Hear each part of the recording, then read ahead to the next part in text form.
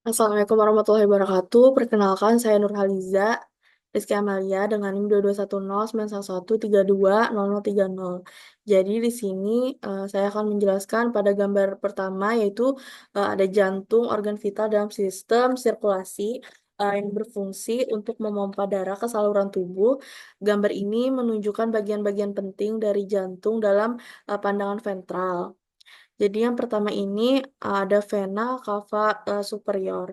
Jadi vena cava superior ini salah satu vena besar yang membawa darah dari tubuh bagian atas seperti kepala, leher, dada, dan lengan menuju atrium kanan yaitu atrium dextrum, jantung. Vena ini penting dalam mengembalikan darah yang kaya akan karbon dioksida untuk kemudian dipompa kembali ke paru-parunya. Terus arteri pulmonalis dextra adalah salah satu cabang dari arteri pulmonalis yang membawa darah dari ventrikel kanannya menuju paru-paru. Fungsi utamanya itu untuk membawa darah yang belum teroksigenisasi ke paru-paru untuk proses pertukaran pada gas. Terus ada pars ascendens aorta. Pars ascendens aorta ini merupakan bagian awal dari aorta, yaitu arteri terbesar dalam tubuh, adalah saluran utama yang memompa darah yang kaya akan oksigen dari ventrikel kiri menuju seluruh tubuhnya. Bagian ini sangat penting karena memberikan tekanan yang diperlukan untuk mendistribusikan darah ke seluruh bagian organ vital. Terus ada vena pulmonalis dextra, yaitu membawa darah yang kaya oksigen dari paru-paru kanan kembali ke atrium kiri jantung. Ini adalah salah satu dari 4 vena pulmonalis yang memainkan peran penting dalam sirkulasi darah yang kaya oksigen ke jantung. Terus ada truncus pulmonalis, yaitu batang utama arteri pulmona yang membawa darah dari ventrikel kanan menuju kedua paru-paru. Ini adalah jalur awalnya sebelum darah dipisahkan menjadi aliran menuju paru-paru kanan dan kiri melalui arteri pulmona, dextra, dan sinistra. Terus ada atrium dextrum, yaitu ruang kanan atas jantung yang menerima darah yang kaya akan karbon dioksida dari seluruh tubuh melalui vena cava superior dan inferior. Darah ini kemudian dipompa ke ventrikel kanan untuk menuju paru-paru. Terus ada nodul limfoide Preinechi superior. Ini adalah nodus limfa yang terletak di dekat diafragma dan berperan dalam mengalirkan cairan limfa dari area mediastinum dan paru-paru ke saluran limfa utama. Nodus limfa ini penting dalam sistem tubuh imun. Terus ada nervus vagus, yaitu saraf kranial ke-10 yang memainkan peran besar dalam mengontrol fungsi organ-organ dalam seperti jantung, paru-paru, dan saluran pencernaan.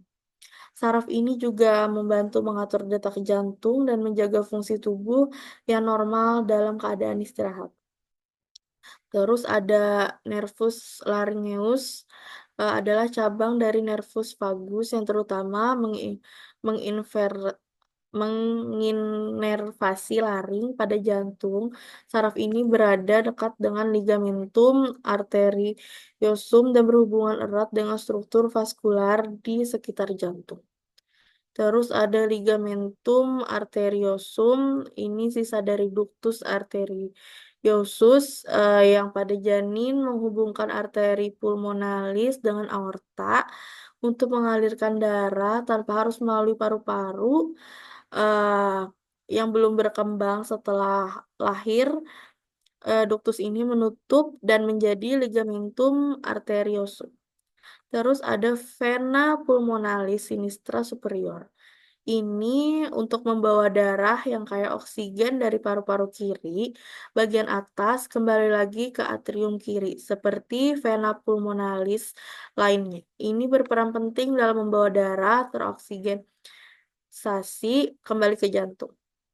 Terus ada arteri pulmonalis sinistra. Ini membawa darah dari ventrikel kanan ke paru-paru kiri, sama seperti arteri pulmonalis dekstra. Arteri ini berfungsi untuk membawa darah yang belum oksigenisasi ke paru-paru untuk proses oksigenisasi. Vena pulmonalis sinistra inferior.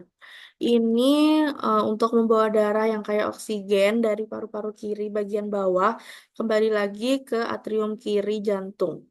Ini adalah vena utama yang berfungsi dalam siklus sirkulasi paru-paru dan oksigenisasi darah. Terus ada ventriculus sinister. Ini uh, ruang bawah kiri jantung yang bertanggung jawab untuk memompa darah yang kayak oksigen ke seluruh tubuh melalui aorta. Ini adalah ruang jantung yang paling tebal dindingnya karena harus menghasilkan tekanan tinggi untuk sirkulasi darah sistemiknya.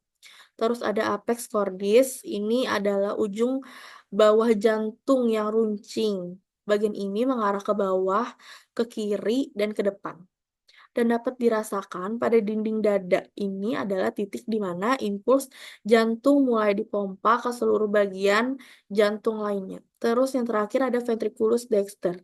Ini adalah ruang bawah kanan jantung yang memompa darah yang kaya karbon dioksida ke paru-paru melalui arteri pulmonalis. Bagian ini penting dalam sirkulasi pulmonal yang mengirimkan darah untuk oksigenisasi. Jadi selanjutnya ini gambar yang kedua yaitu paru-paru organ vital dalam sistem pernapasan berfungsi untuk pertukaran gas antara darah dan udara. Lalu gambar ini menggambarkannya neurovaskular paru-paru secara in situ serta inervasi yang terjadi di dalam paru-parunya. Jadi yang pertama itu ada trakea. Trakea ini saluran pernapasan utama yang menghubungkan laring dengan bronkus. Ini adalah tabung berbentuk cincin yang terdiri dari kartilago dan jaringan lunak yang memungkinkan udaranya itu dari paru-paru. Trakea ini bercabang menjadi dua, yaitu bronkus utama yang kemudian menuju masing-masing paru-paru. Terus yang kedua ada arcus aorta, bagian dari aorta yang berbentuk lengkung dan mengalirkan darah dari ventrikel kiri jantung menuju arteri yang memasuk darah ke kepala, leher, dan anggota tubuh bagian atas. Bagian ini penting dalam distribusi darah teroksigenasasi ke seluruh tubuh. Terus ada nodi limfoidei, tracheobronchialis inferior. Terus nodus limpa ini terletak di sekitar percabangan trakea dan bronkus. Mereka ini berperan dalam menyaring limfa dari area paru-parunya terus ke trakea serta berfungsi sebagai bagian dari sistem pada imun tubuh. Terus ada nodi limfoidi bronkopulmonal. Nodus limpa ini terletak di dekat bronkus utama, bertanggung jawab untuk menyaring limfa dari paru-paru sebelum mereka kembali ke sirkulasi darahnya. Mereka ini sangat penting juga dalam pertahanan tubuh terhadap infeksi dan penyakit di dalam sistem pernapasannya. Terus ada bronkus principalis dexter dan sinister. Terus bronkus principalis dexter dan sinister ini ada dua cabang utama dari trakea yang mengarah ke masing-masing paru-paru kanan dan kiri. Mereka bertanggung jawab untuk membawa udara yang dihirup ke dalam paru-paru dan mendistribusikannya ke bronkus lobaris dan segmentalis. Terus ada vena cava superior. Ini vena besar yang mengalirkan darah dari tubuh bagian atas menuju jantung. Ini adalah salah satu dari dua vena utama yang membawa darah yang kaya karbon dioksida kembali ke jantung untuk dipompa ke paru-parunya. Terus ada pulmodexter dan pulmosinister. Ini juga paru-paru kanan dan kiri masing-masing terdiri dari lobus-lobus yang dihubungkan oleh bronkus lobaris. Paru-paru ini adalah tempat pertukaran gas utama antara darah dan udara. Terus ada rami pulmonales dari serabut saraf simpatis yang berasal dari trunkus simpatikus yang menginervasi paru-paru dan bronkus. Mereka ini terlibat dalam respon fight or flight dengan mengatur dilatasi bronkus untuk meningkatkan aliran udara selama aktivitas fisik.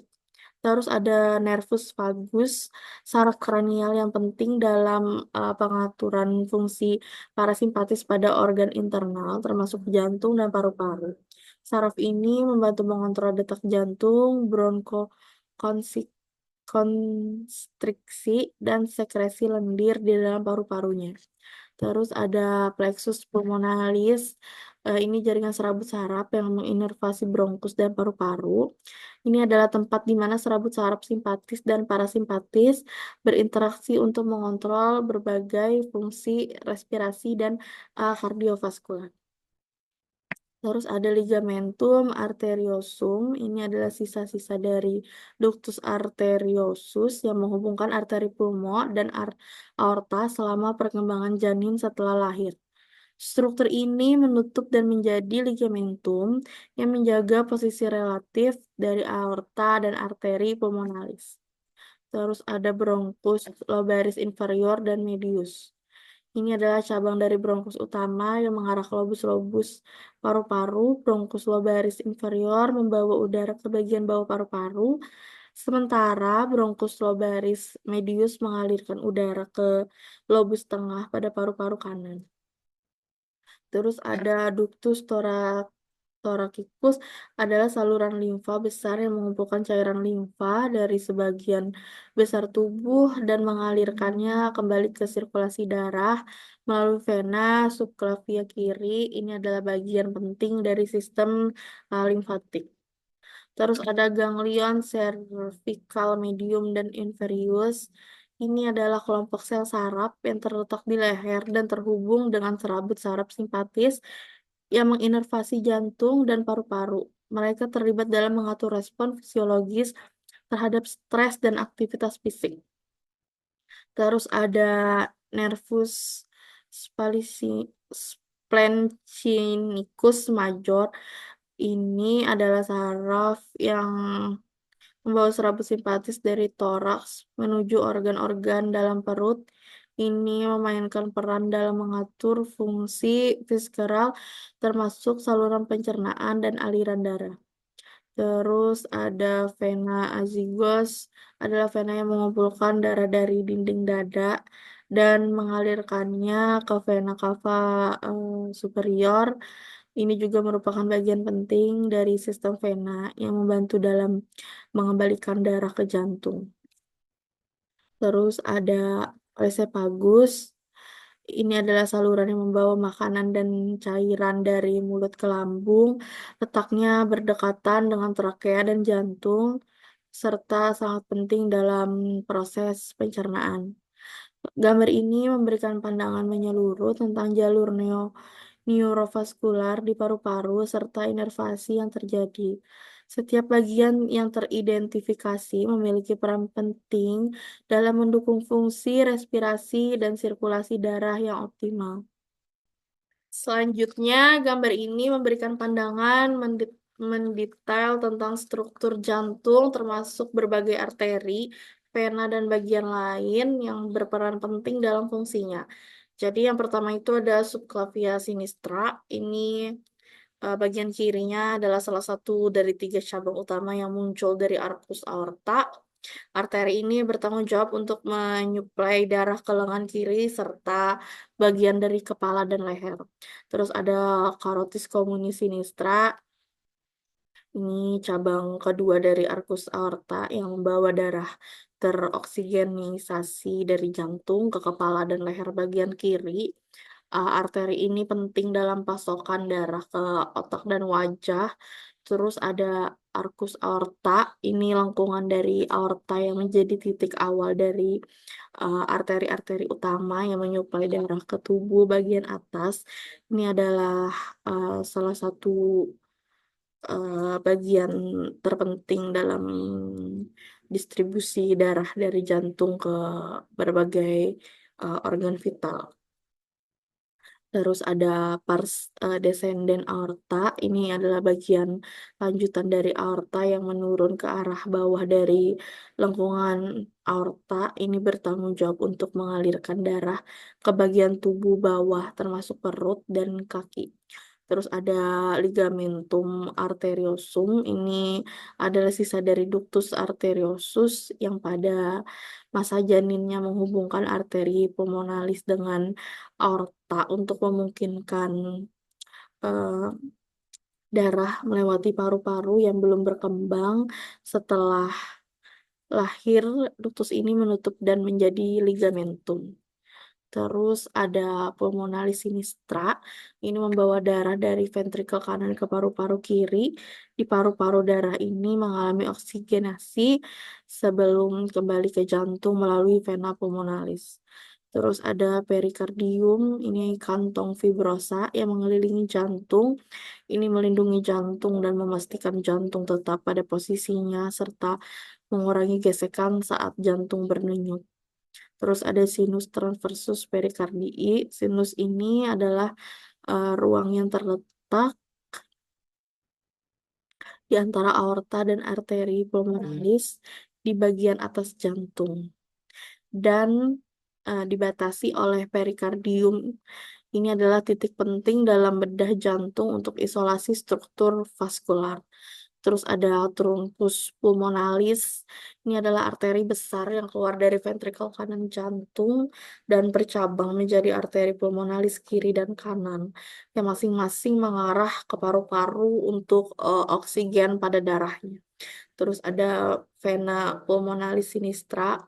Ini adalah vena yang membawa darah untuk teroksigenasi dari paru-paru kiri kembali ke atrium kiri jantung. Ada dua vena pulmonalis kiri yang menyuplai atrium sinistra dengan darah yang sudah kaya oksigen. Terus ada auricula sinistra, ini tonjolan berbentuk kantung di atrium kiri yang berfungsi untuk meningkatkan volume atrium kiri dan membantu dalam proses pengisian darahnya.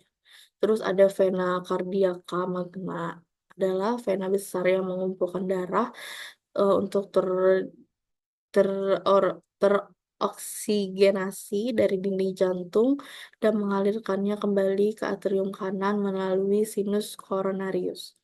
Terus ada arteri koroner kiri bercabang menjadi arteri sirkumfleks yang mengelilingi jantung di antara atrium dan ventrikel, memasuk darah ke dalam bagian lateral dan posterior jantung. Ini adalah bagian penting dari suplai darah ke otot dan jantung.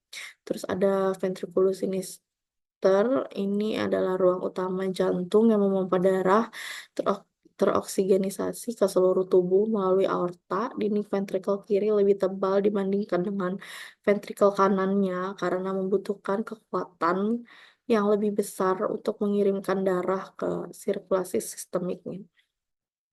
Terus ada apex cordis, ini bagian paling bawah dari jantung yang berbentuk runcing dan terletak di bagian depan bawah dan kiri dada. Ini adalah titik di mana impuls jantung pertama kali dihasilkan. Terus ada vena cardiaca media mengalirkan darah dari permukaan posterior jantung, terutama dari sulcus interventricularis posterior ke sinus coronarius. Terus ada atrium kiri, adalah ruang yang menerima dari teroksigenisasi dari paru-paru melalui vena pulmonalis kiri. Darah ini kemudian dialirkan ke ventrikel kiri untuk dipompa ke seluruh tubuhnya. Terus ada atrium dextrum, ini adalah atrium kanan, ruang yang menerima darah oksigenisasi dari seluruh tubuh melalui vena cava superior dan inferiornya. Darah ini kemudian dipompa ke ventrikel kanan untuk dialirkan ke paru-paru melalui arteri pulmonalis. Terus ada sulcus coronarius. Ini adalah alur yang memisahkan atrium dari ventricle di permukaan jantung, tempat arteri koroner utama, dan vena coronarius berada. Ini adalah area penting dalam suplai darah ke otot dan jantung.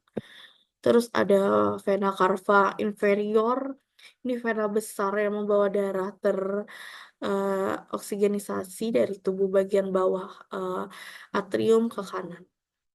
Ini adalah vena utama yang menyuplai atrium kanan dengan darah yang kaya karbodioksida. Terus ada sinus coronarius, saluran yang mengumpulkan darah terdioksigenisasi dari vena-vena yang mengalirkan otot jantung dan mengarahkannya kembali ke atrium kanan. Ini adalah komponen penting dari sistem vena coronarius. Terus ada sulcus interventricularis posterior. Ini adalah alur yang memisahkan ventrikel kanan dan kiri di permukaan posterior jantung. Terus arteri interventricularis posterior dan vena cardiaca media berjalan di sepanjang sulcus ini, memberikan suplai darah dan mengumpulkan darah dari area tersebut. Terus ada vena cardiaca media berfungsi untuk mengalirkan darah oksigenisasi dari area posterior jantung, terutama dari sulcus interventricularis posterior menuju sinus coronarius. Terus ada truncus brachiocephalicus adalah cabang pertama dari arcus aorta yang bercabang menjadi arteri carotis communis dextra dan arteri subclavia dextra yang menyuplai darah ke kepala, leher, dan lengan kanan. Terus ada vena brachiocephalica dextra dan sinistra ini untuk mengumpulkan darah dari kepala, leher, dan lengan atas untuk dibawa kembali ke jantung melalui vena cava superior. Terus ada vena pulmonalis dextra adalah vena yang membawa darah teroksigenisasi dari paru-paru kanan kembali ke atrium kiri jantung, sama seperti vena pulmonalis sinistra. Vena ini berperan penting dalam siklus sirkulasi paru-parunya. Terus ada pericardium serosum lamina parentalis. Ini adalah lapisan luar dari pericardium serosa yang melapisi bagian dalam kantung perikardial, berfungsi untuk melindungi jantung dan memungkinkan pergerakan bebas tanpa gesekan. Terus ada yang terakhir ini ada lamina visceralis. Ini lapisan dalam dari perikardium serosa yang langsung menutupi permukaan luar jantung. Juga dikenal sebagai epikardium. Ini memberikan perlindungan dan juga peran dalam produksi cairan perikardial. Setiap komponen bekerja secara sinergis untuk memastikan bahwa jantung dapat memompa darah dengan efisien ke seluruh tubuh, yang sangat penting untuk menjaga fungsi pada tubuh yang optimal. Baik, selanjutnya ada sistem limfatik. Ini memainkan peran penting dalam mempertahankan kekebalannya tubuh dan menjaga keseimbangan cairan di dalam tubuhnya. Di dalam paru-parunya, pembuluh limfatik dan nodus limfa bekerja untuk menyaring partikel-partikel asing dan patogen yang masuk ke dalam saluran pernapasan. Gambar ini menunjukkan struktur utamanya dari pembuluh limfatik dan nodus limfa di paru-paru dalam pandangan ventral. Jadi yang pertama itu ada vena jugularis interna dextra dan sinistra. Ini vena besar yang mengalir dari otak, wajah, dan leher kembali ke jantung melalui vena subclavia. Pada gambar mereka terlihat bergabung dengan confluence ductus limfatik yang mengalirkan cairan limfa ke dalam sirkulasi darahnya. Terus ada confluence ductus lymphaticus dexter. Ini titik di mana ductus lymphaticus dexternya mengalirkan cairan limfa dari sisi kanan kepala, leher, dada, dan lengan kanan ke dalam vena subclavia dextra. Ini adalah bagian penting dari sistem limfatik yang mengembalikan cairan limfa ke dalam sirkulasi darahnya. Terus ada vena subclavia dextra dan sinistra. Ini mengumpulkan darah dari lengan dan sebagian dari kepala dan leher. Kemudian mengalirkan darah ke vena cava superior untuk kembali ke jantung. Di sini mereka juga menerima cairan dari limfa kon confluens ductus lymphaticus. Terus ada truncus bronchomedias spinalis dexter. Ini adalah saluran limfa yang membawa cairan limfa dari struktur dalam mediastinum dan paru-paru kanannya ke dalam ductus lymphaticus dexter, lalu kemudian mengalirkan ke dalam sirkulasi darahnya. Terus ada ductus thoraticus, ini saluran limfatik terbesar dalam tubuh yang membawa cairan limfa dari seluruh bagian tubuh kecuali sisi kanan atas ke dalam vena subclavia sinistra. Ini adalah komponen penting dalam pengembalian cairan limfa ke sirkulasi darahnya. Terus ada nodi lymphoidei transebronchialis superioris dan inferior.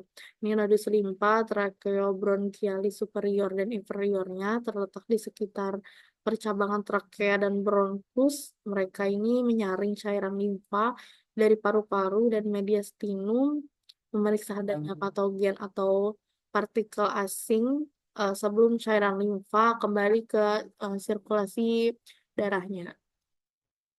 Terus ada nodus limfa paratrakeal terletak di samping trakea dan menerima limfa dari nodus limfa trakeobronchial. Mereka merupakan bagian penting dalam sistem pertahanan tubuh, mencegah penyebaran infeksi dari paru-paru ke bagian tubuh lainnya. Terus ada nodus limfa bronkopulmonal berada di hilum paru-paru, terletak di tempat bronkus masuk ke dalam paru-paru. Mereka menerima limfa dari paru-paru dan bronkus, menyaringnya sebelum dialirkan ke nodus limfa mediastinal dan kemudian ke sirkulasi pada darahnya. Terus ada nodus lymphoideus bronchopulmonalis. Ini nodus bagian dari kelompok nodus limfa bronchopulmonalis yang terletak di hidung paru-paru. Fungsinya adalah untuk menyaring cairan limfa yang berasal dari bagian dalam paru-paru sebelum dibawa ke nodus limfa mediastinal. Terus ada pembuluh limfatik peribronkial adalah jaringan pembuluh yang mengikuti jalur bronkus, mengumpulkan cairan limfa dari jaringan di sekitar bronkus ini memastikan bahwa partikel asing yang terperangkap di saluran pernapasan dapat disaring dan dikeluarkan dari tubuh. Terus ada pembuluh limfatik subpleural berada di bawah pleura, lapisan yang melapisi paru-paru. Mereka mengumpulkan cairan limfa dari permukaan paru-paru, memastikan bahwa partikel debu atau asap yang terhirup dapat disaring sebelum masuk lebih dalam ke dalam tubuhnya. Terus ada uh, pembuluh limfatik septal mengikuti septal di dalam paru-paru dan terlibat dalam pengangkutan cairan limfa dari lobulus paru-paru. Mereka membentuk jaringan halus di permukaan paru-paru dan berfungsi sebagai penghalang pertama terhadap partikel asing yang masuk melalui udara yang dihirup. Lalu sistem limfatik di paru-parunya adalah bagian integral dari pertahanan tubuh terhadap patogen dan partikel asing. Setiap komponen dari sistem ini, mulai dari pembuluh limfatik hingga nodus limfa, bekerja sama untuk memastikan bahwa cairan limfa disaring dengan baik sebelum masuk ke dalam sirkulasi pada darah. Jadi selanjutnya gambar ini menampilkan dua tampilan lateral dari paru-paru kanan dan kiri dengan struktur anatomi utama yang diidentifikasi. Jadi yang pertama itu ada apex pulmonis. Apex pulmonis ini adalah bagian paling atas dari paru-paru yang terletak di puncak rongga dada di bawah klavikula. Bagian ini mengarah ke atas, ke arah leher, dan berfungsi sebagai ujung paru-paru yang paling dekat dengan jalur udara utama, yaitu trakea. Terus ada lobus superior. Lobus superior adalah salah satu dari 3 lobus pada paru-paru kanan dan 2 lobus pada paru-paru kiri. Ini terletak di bagian atas paru-paru dan berperan dalam pertukaran gas. Pada gambar lobus superior memiliki beberapa permukaan yang terkait seperti facies costalis yang berdekatan dengan tulang rusuk.